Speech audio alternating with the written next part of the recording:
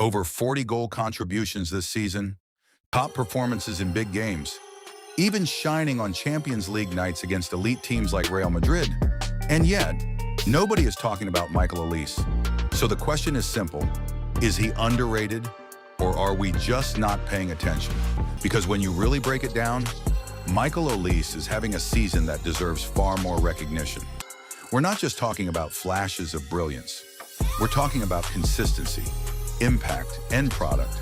Over 40 goal contributions, goals and assists combined. That's elite. That's the kind of output you expect from the biggest names in football. But Olise isn't being mentioned in those conversations. And that's where things get interesting.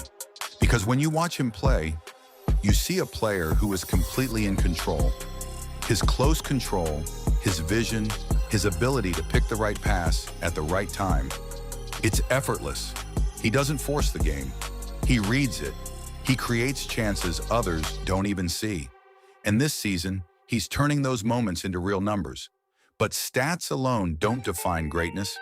Big games do.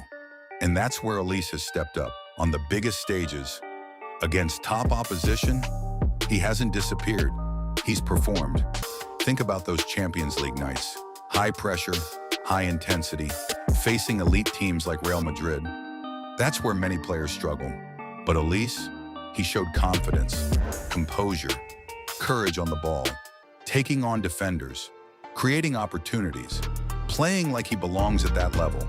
And that's the difference, because it's one thing to perform against smaller teams. It's another to deliver when the spotlight is at its brightest. So now the conversation changes.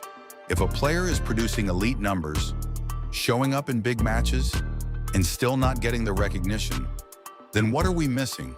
Is it the lack of hype? Is it the team he plays in? Or are we just slow to recognize greatness when it's right in front of us?